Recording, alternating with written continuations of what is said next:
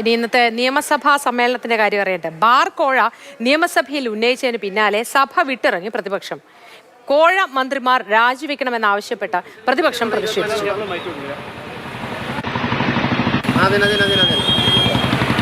ശ്രദ്ധിക്കണ്ടേ അംബാനെ എന്ന cinema ഡയലോഗോടുകൂടിയാണ് Roji M John സഭയിൽ അടിയന്തര പ്രമേയം ഉന്നയിച്ചത്. മദ്യനയം അട്ടിമറിച്ചിട്ടും അന്വേഷണം നടക്കുന്നില്ല എന്ന് പ്രതിപക്ഷം ആരോപിച്ചു. എന്നാൽ ആരോപണങ്ങൾ തെറ്റാണെന്നും മദ്യനയത്തിൽ പ്രാഥമിക ചർച്ച പോലും നടന്നിട്ടില്ലെന്നും മന്ത്രി എം പി രാജേഷ് മറുപടി നൽകി. എക്സൈസ് വകുപ്പിനെ ടൂറിസം വകുപ്പ് ഹൈജാക്ക് ചെയ്തുവെന്ന വി ഡി സതീശിന്റെ ആരോപണത്തിനും മന്ത്രി മറുപടി നൽകി. ഒരു കാര്യം വ്യക്തമല്ല. ഇപ്പം ബഹുമാനപ്പെട്ട മന്ത്രിയുടെ ഫേസ്ബുക്ക് പോസ്റ്റ് ഉണ്ടായിരുന്നു അന്നത്തെ. അദ്ദേഹം എന്താ പറഞ്ഞിരുന്നത്? ജനിക്കാത്ത മദ്യനയത്തിന്റെ ജാതകം ചമയ്ക്കുന്നവരോടെന്നാണ് പറഞ്ഞിരുന്നത്. ജനിക്കാത്ത മദ്യനയത്തിന്റെ ജാതകം ചമയ്ക്കുന്നവരോട്. സാർ, ഒരു കാര്യം മനസ്സിലായോ?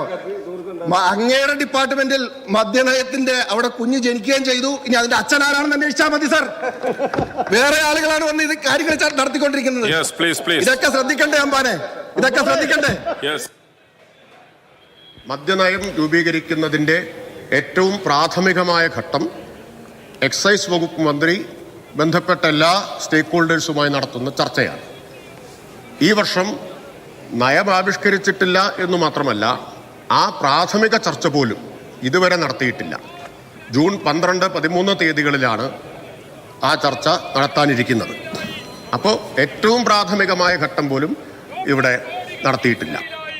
ടൂറിസം മേഖലയിൽ ഇമ്പാക്ട് പഠിക്കാൻ ടൂറിസം സെക്രട്ടറിക്കും, തൊഴിൽ മേഖലയിൽ ഇമ്പാക്ട് പഠിക്കാൻ തൊഴിൽ സെക്രട്ടറിക്കും കൊടുത്തു.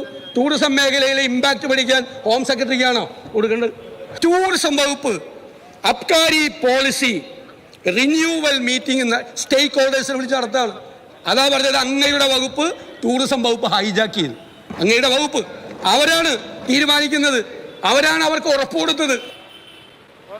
ജുഡീഷ്യൽ അന്വേഷണം ആവശ്യപ്പെട്ട യൂത്ത് കോൺഗ്രസ് നാളെയും UDF മറ്റന്നാളും നിയമസഭയിലേക്ക് മാർച്ച് സംഘടിപ്പിക്കും.